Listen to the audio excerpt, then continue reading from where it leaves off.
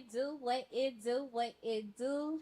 Y'all, it is your girl. I am Sip Love. I'm representing the Down South area with this new here podcast called Love My Dirty South Podcast. This is episode 5. We made it in, y'all. I'm so excited to introduce my two guests here. I have Mr. Javi, and then I have Mr. Shamir here. If y'all can go ahead and just tell them what y'all do and what y'all about. I want to go first. You want to go?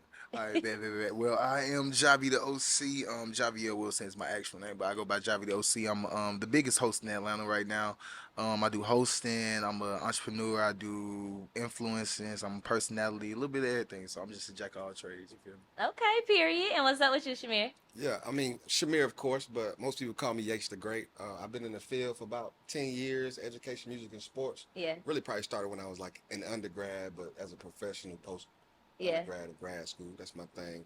Work with a lot of artists, a lot of athletes, high school, college, and we just pushing the music forward. That's what Yeah. we do out here. Okay. So on this here podcast, like I stated, I'm from Mississippi, but I like to highlight all my southern individuals who basically had to move from a down south area to a bigger city, for better opportunities and things of that nature. And I'm kind of letting stuff slide right now because we got a brother here from Brooklyn up north, representing up north. So I'm going to just ask you guys, how it's been, where you are now currently, whether you from a down south area up or up north, and just relating it to where you are now, right?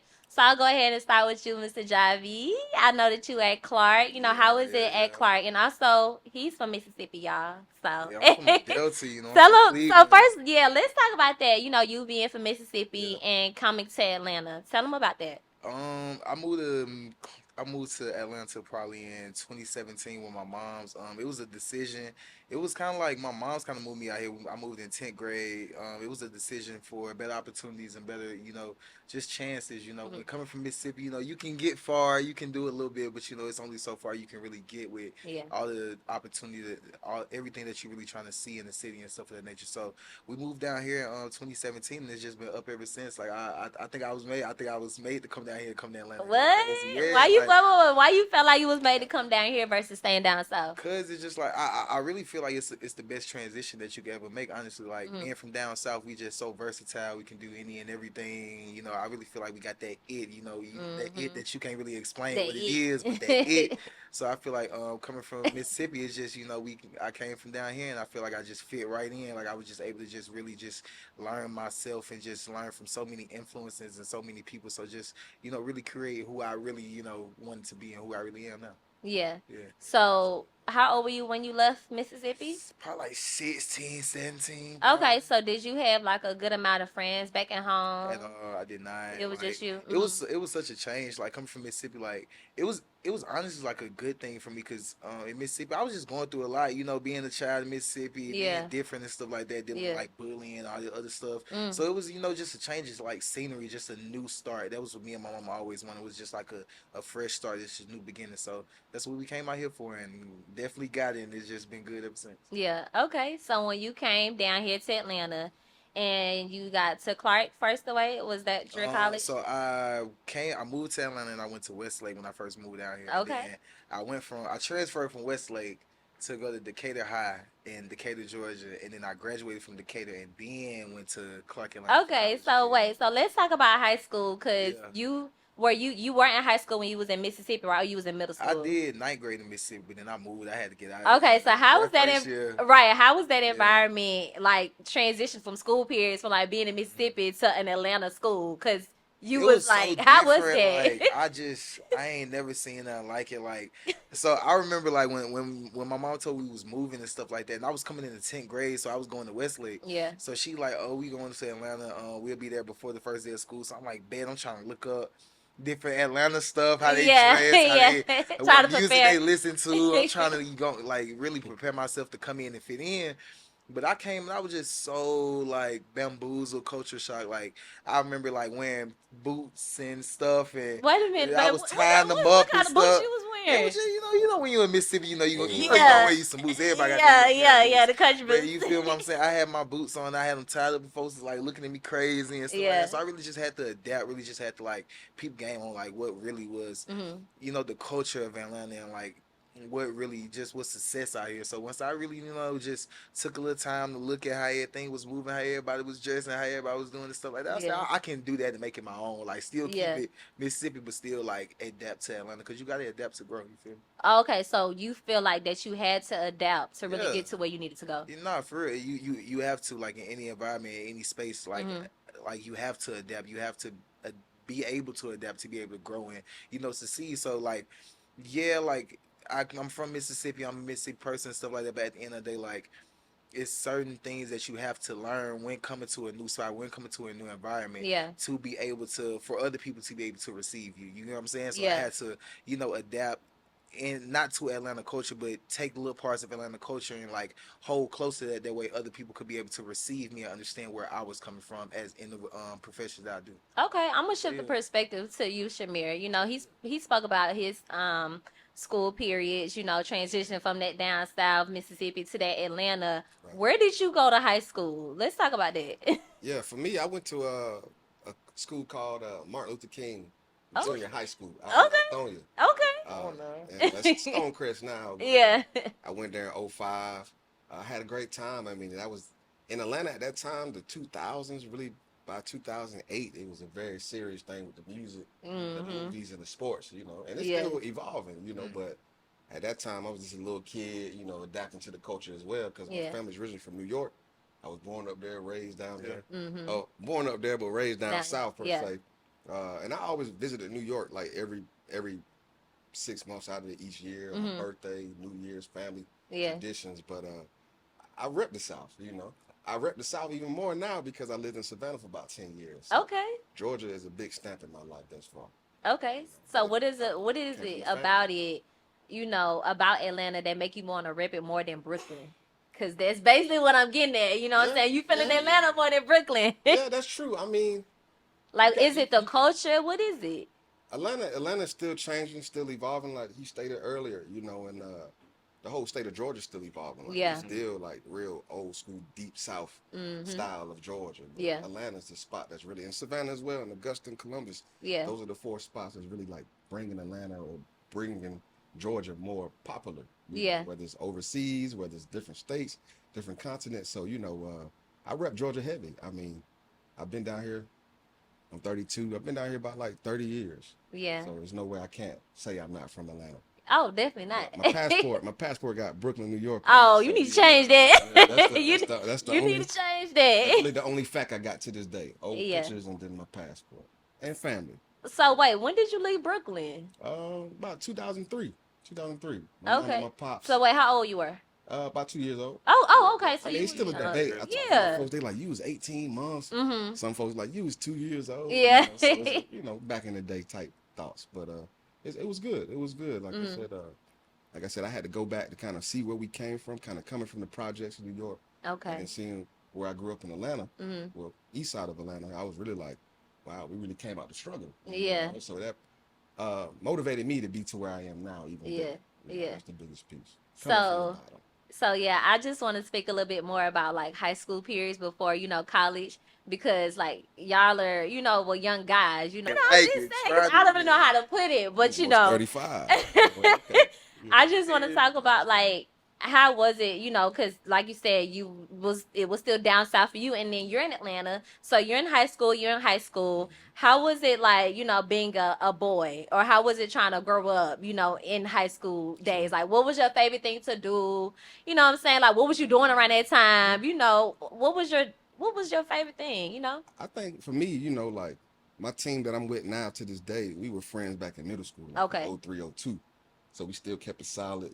We family members technically. Yeah. I'm a godfather to some of my friends' kids. Okay. So it's kind of like that growth from those middle school, high school days to us being adults now. That really Yeah. got us like, we family. Yeah. If I ever got a situation going on, those are my backup guys. Yeah. Or vice versa. And it's just crazy because we don't really find that a lot. And I'm speaking more so for my generation. Like, as soon as we, get into it with a friend, oh, they cut off. And if we gone to the next place. You know what I'm saying? So I really do. That's one thing that I do admire about the generation that's before me. Is just, that y'all keep those connections tight. And I think that's really appreciated and that's needed for this generation now, because it's a mess. It's a mess out here. And so, Javi, go ahead and speak about your high school I got period. me a close friend too. I'm in this Okay. generation. You feel me? Yeah. No, I'm 22. So high school was a little different for me. Like, I have one friend that I got this homeboy named Chris that's like was my homeboy as soon as I came into high school, as soon as I moved to Atlanta. Yeah. And like we still cool now, like we still close. That's like my brother, like would never like fold up for him. But Yeah. it's just like real crazy. Like we was just talking the other day about how we just like evolved from high school. Like high school we was worried about basketball, we was hooping, Yeah. trying to, really like thinking we finna go to the league and stuff like that. Not the league. And now we like, grown, little 22, Yeah. getting to that point where we really want to like mold into it like ourselves and really make our lives something for real. Like not focus on all the other stuff. Cause like we really thought we was gonna go to the league when we was in high school, but like Of course. that was really like a waste of time. Like Yeah. I'm looking at it now I go to LA Fitness, give me a little bucket, but now I'm Yeah. worried about like just bigger stuff about like my mental health and my physical health and just really like making some money on and really like, really just Big getting to piece. where I want to be in life. So Yeah. yeah, that's really what like the transition of like high school to now is. It's just like high school was a season of me to like I would say really just test the waters, test what I like to do. I wouldn't say it was a waste of time, but it was a time for me to really just explore. You know what I'm saying? High school is a time for you to explore and kind of. It's kind of like puberty. Like in high school, like you sort of hit puberty, but like high school is a whole pool of puberty because you're Right. going into like the person that you finna be before college, and college is a whole nother monster. We don't Exactly. talk about for real. Exactly. Yeah. Yeah. Yeah. Okay. So, transitioning to college now, we're looking at careers and stuff like that. We still in this down south area. Y'all both in Atlanta, you know what I'm saying, experience everything. So in college, like, how did y'all go about finding your true self? That's what I want to talk about. So in the last 2 episodes, I definitely spoke on making a way out of no way. When was the time y'all felt like, let's talk about college, I guess, making a way out of nowhere in college, eating them ramen noodles in your dorm room, only got $5 in your pocket. Let's talk about that. That was the struggle. Let's talk about that. Let's start with you, Shamir. Yeah, for me, I had a lot of teachers up here in Atlanta area. Like, you need to leave Atlanta. You should go to Savannah State.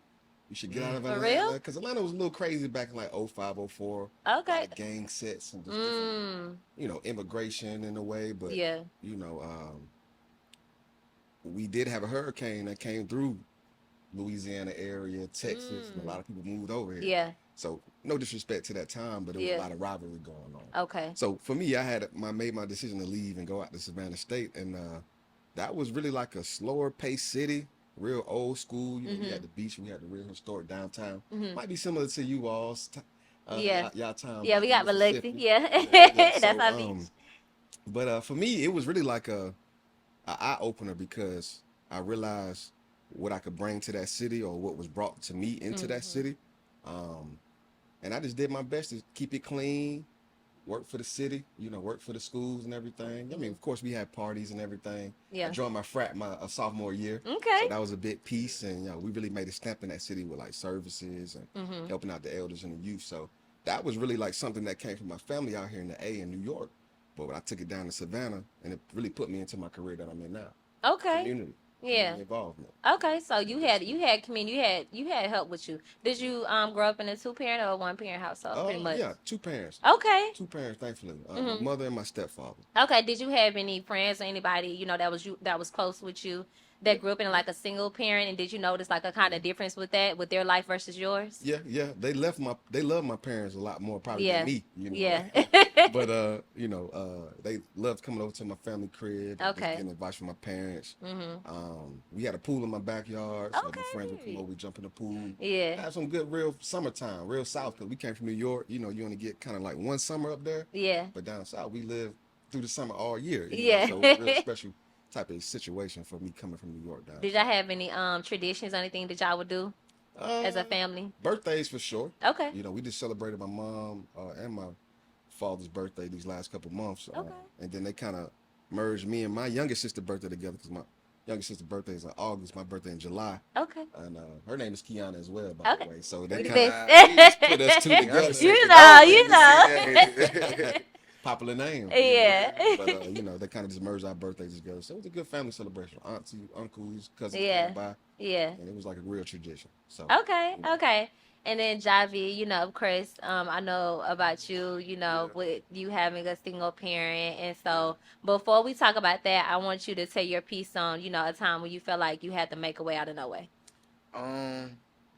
it's so crazy. Like, so making it the way I know it, what I had to learn within that whole statement is like there is no way. Like it's always a way. Like so, Hmm. you know, I go to Clark Atlanta where our motto is find a way to make one. Oh, So let's hell, say baby, AUC. y'all run that you in the feel ground. you Clark Atlanta find a run way that to in the make one. You ground. know, That's so the it's like if you AUC. don't learn nothing when you get to CAU, You gonna learn you gonna that. find a way to make one. So like literally, I would just say it's really just been like my entire matriculation at Clark, but like a moment where I feel like I would find I had to find a way to make a way out of no way would be like really. So I lost my mom in 2020, right before my sophomore year, like coming into my sophomore year, Hmm. and like honestly, like I did not think like I was gonna be in school. Like I was still like in a position. I was Mr. Sophomore then. I Hmm. was still doing stuff for the school, but like I didn't want to do none of that shit. Like I Yeah. was like, forget all that. Like I'm ready to go ahead and drop Right. out, like not be on earth. Like I really This thought not life was for gonna be me. Yeah. bad, but like literally like soon as everything had hit the fan and school was starting back, Hmm.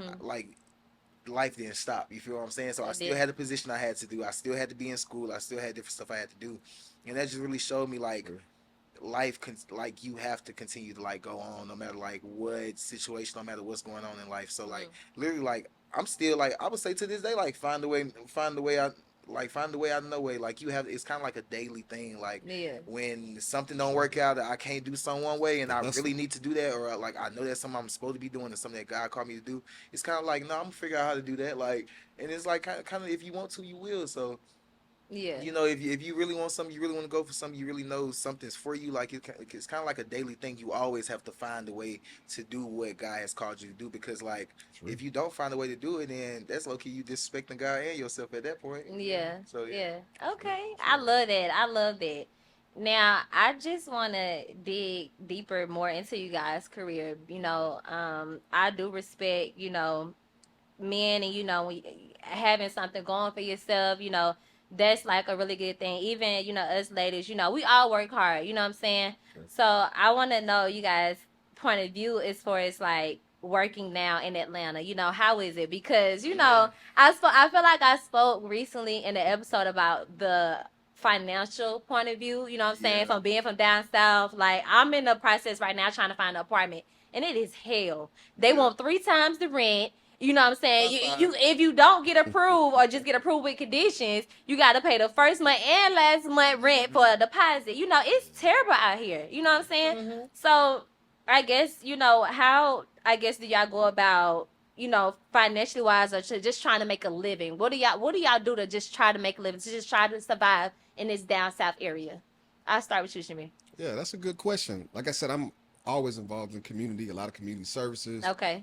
whether it's in Atlanta, DeKalb, Fulton, Gwinnett. Try to move around Metro Atlanta, kind of just get my foot in the door. And I Mm, feel like anytime you do something good in society, it's always gonna come back to you. okay. Maybe not immediately, maybe it could be a year later, Yeah. it could be a week later. You never know the angle's gonna hit you, but you gotta just be thankful for some of the situations. So for Hmm. me, I was able to, like I said, kind of make my set in Savannah and kind of bring it up to Atlanta and Okay. just smooth everything out. Okay, well, you gotta tell us how you did that. I need Yeah. a little bit more. Boy, tell me. I need to know a little bit That's a more. good piece, you know. So my goal when I was young, I wanted to be a teacher. I had a lot of teachers that was inspiring me, Okay. giving me advice. They like my second, third, fourth, fifth style of Okay. parents. Yeah. So I still stay in connect with them from my third grade teachers all the way to 12. I love it. And I wanted to be a high school teacher. And I had one of my mentors from Savannah, top principal in Savannah. He was like, "You should go into college for a little bit. You know, you're a little young. You 21. You trying Yeah. to jump into the high school. Yeah. You know, you should go college route." And ever since he said that, I've been in the college route for 10 years. So Yeah. I feel like, again, education, music, and sports. That's my stamp. That's Mm. what I all pull into, and I pull it all together. Yeah. You know, so that's what kind of makes it a little easier for me. Like I don't really got to worry about, personal things as far as like rent. I was luckily able to move here during the pandemic, and Oh, okay. So you had it I good. was able to, kind of just chill out a little bit, Yeah. kind of live in Atlanta like how we able to do now. So I was Yeah. able to save some money, Yeah. put it towards my apartment and whatnot. Yeah. And, Okay. so I live close to Emory University, not too far from this Mm. area. So I'm literally in the A. Oh, yeah. So it's pretty good. It's pretty For me, good. But Okay. there's some struggles sometimes, but Yeah. just keep it focused. Move And that's what forward. you gotta do. This you gotta do. What about you, Javi? Well, I'm still I'm still in my, well, I'm in my last year of college at the moment, so I'm Okay. still finding a way to make one. So Yeah. my lesson would be like it would really be just like I'm just now having to learn how to lean on the people that I love and care about. Like Mm-hmm. truly, like I, especially with my mom being gone, cause like how me and my mom, like how we was, like I don't like asking people for help. You know what I'm saying? I Yeah. don't like asking people for. I don't like being vulnerable and like really letting it be known. Like no, I'm going through it. Like I ain't got nothing to eat. Like I really need a little something right now. Yeah. But Yeah. like literally, like I think just trusting God. Like so, I have a mentor. I have a professor at school, excuse me. So he tells me like every day, the three things God gonna always provide for you is food, shelter, and clothing. Okay. And literally, like once I start putting that into my head that God promises me in the Bible, like He promised me when He birthed me that He was gonna provide me food, shelter, and clothing, I Yeah. don't have to worry about that. So Period. like everything else is literally like what it's a want or a desire. So Mm-hmm.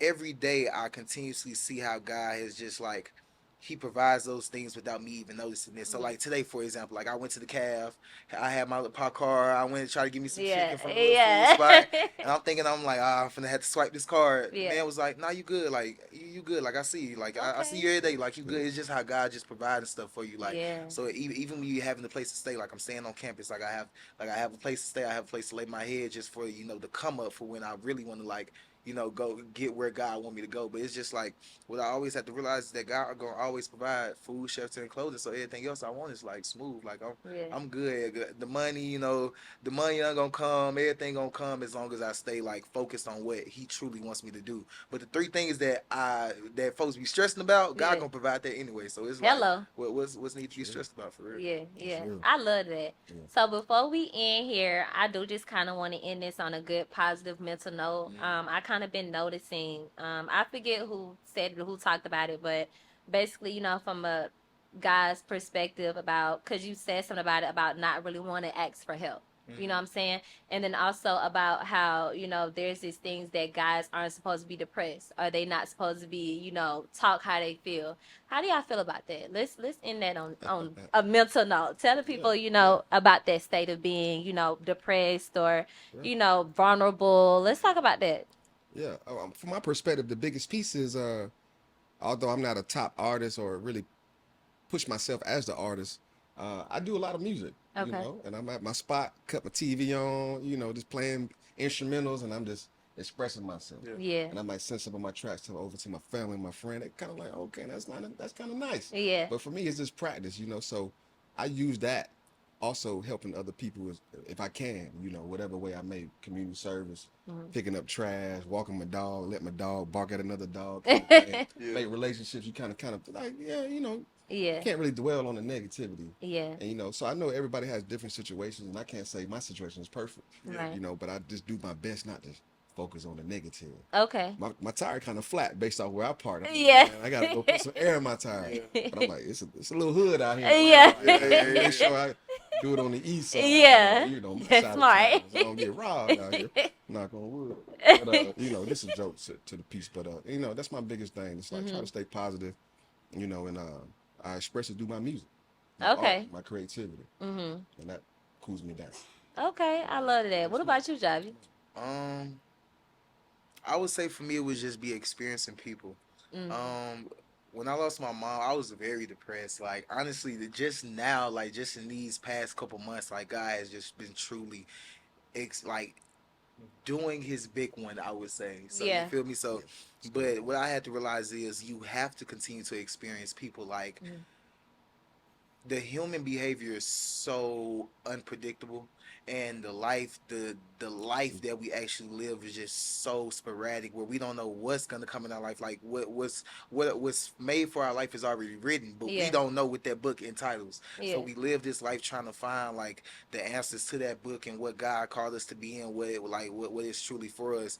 But what I would think that like the best thing that has helped me like continue to keep pushing and continue to just have an enjoyable, peaceful life is just experiencing people. Like Okay. Real. everybody has a story, everybody has stuff they go through.